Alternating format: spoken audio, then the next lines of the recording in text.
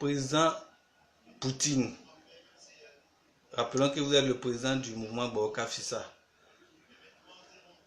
Ok, nous avons une préoccupation.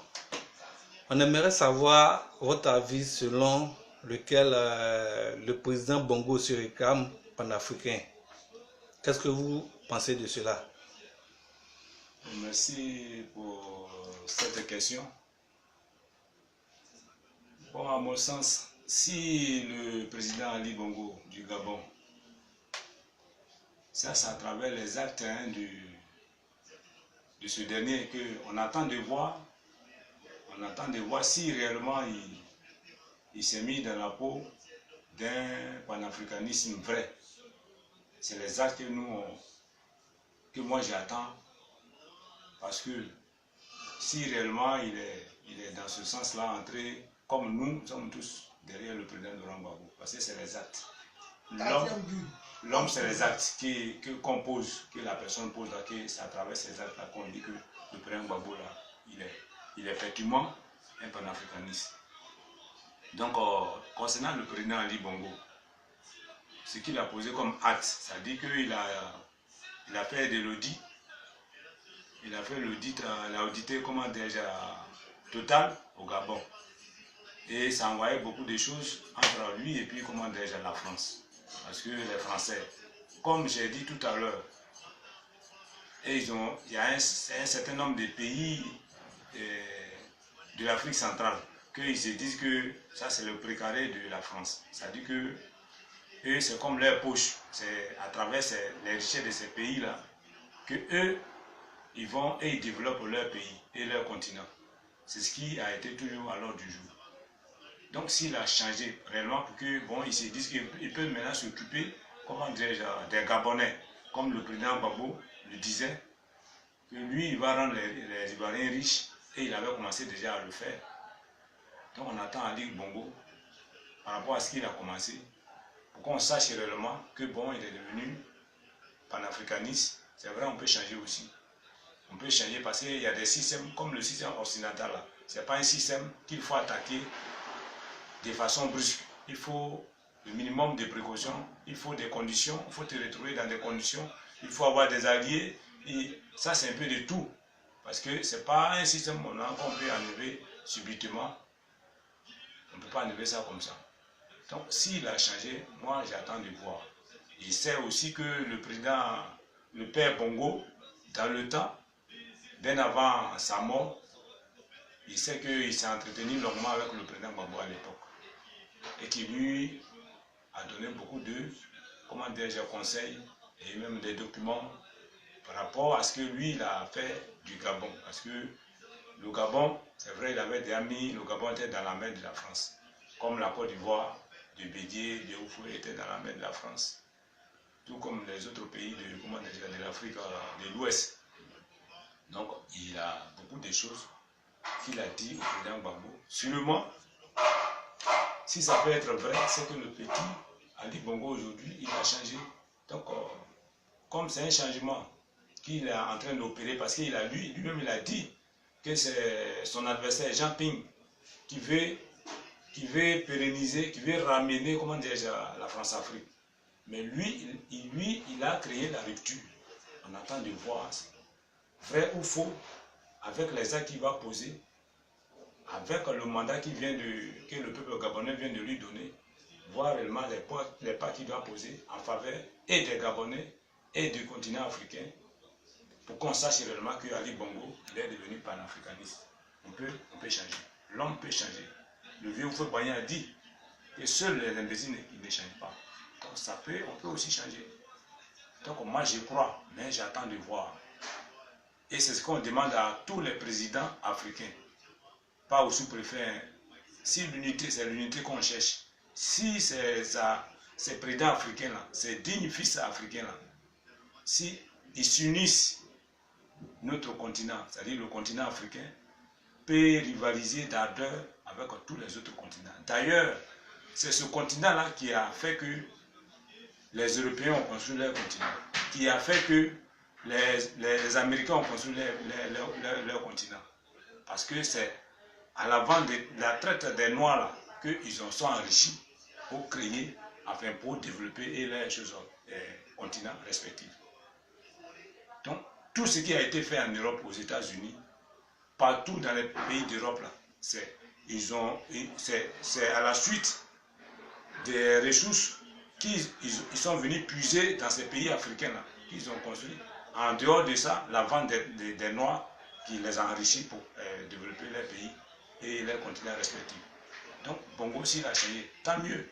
Ça va être bon pour nous les Africains, nous les dignes Africains. Mais nous ne voulons pas les sous-préfets.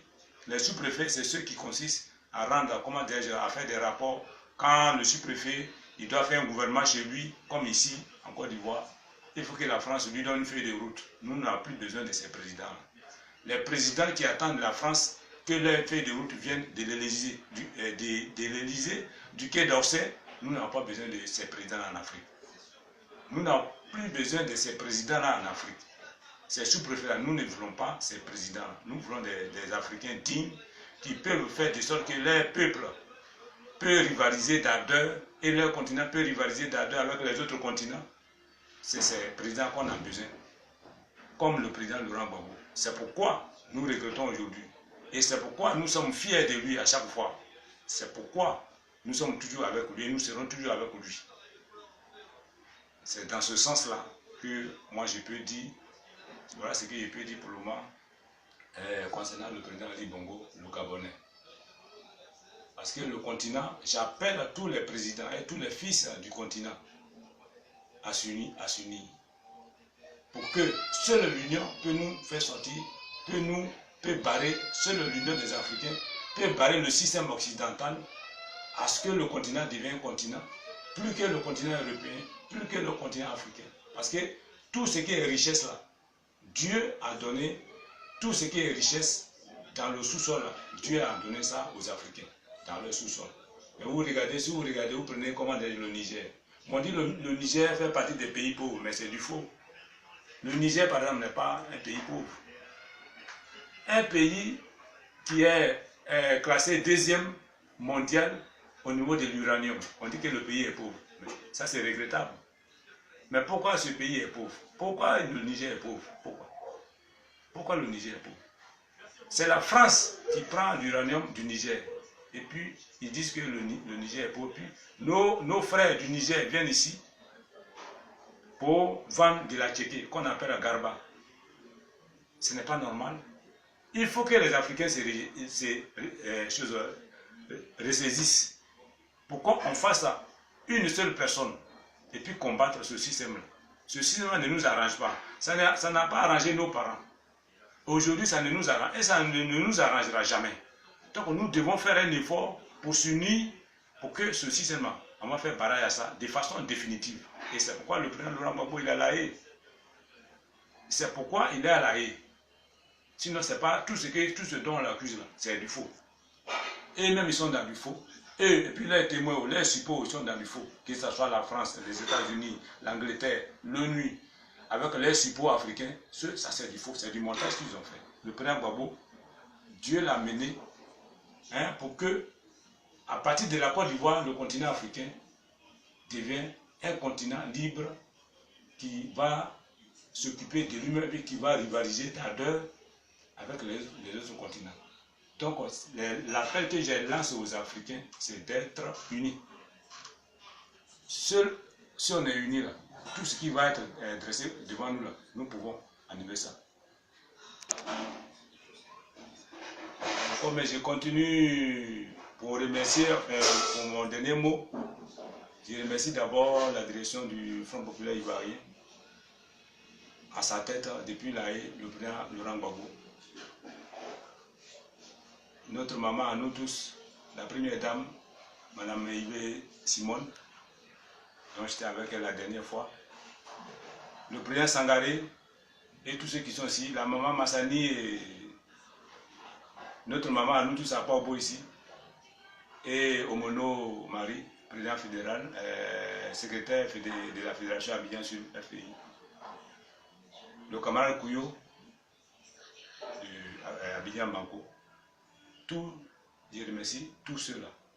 Grâce à la direction du Front populaire ivoirien qui conduit présentement le président Sangaré, que le mouvement a été légal.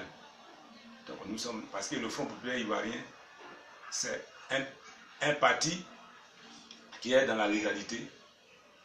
Donc, la direction nous a aidé à être légal vis-à-vis de la loi ivoirienne. Je remercie cette direction. En passant, je remercie toujours le camarade et frère Niabré Achille de la fédération FENAPA aussi. Très très fort Niabré Achille, je le remercie. Il ne sait jamais aussi de le remercier. Quelqu'un, un garçon qui est très fort dans la tête. De passage, il le remercie. Et il remercie fraîchement le porte-parole, le camarade Guillaume Eric, le porte-parole du Forum national pour la conscience républicaine que nous venons de mettre sur pied au niveau de la société civile. Je remercie les Ivoiriens et les Ivoiriennes du nord, du sud, de l'est à l'ouest, en passant par le centre. Prenez le mouvement Gbagbo Kapissa dans vos régions, dans vos villages, dans vos campements. C'est un mouvement qui est pour vous. C'est un mouvement qui est pour tout le monde. C'est un mouvement pour rassembler les Ivoiriens autour du président Laurent Gbagbo pour que demain, sa libération va être effective. Parce que je vous ai dit tout à l'heure que le président Gbagbo arrive, il est en route. Il est en route. Donc il faut qu'on soit unis derrière lui pour qu'on le libère avec lui, tous les prisonniers politiques et militaires, pour qu'il puisse remettre la Côte d'Ivoire là où il a laissé. Parce que c'est ça que nous attendons. Je vous remercie.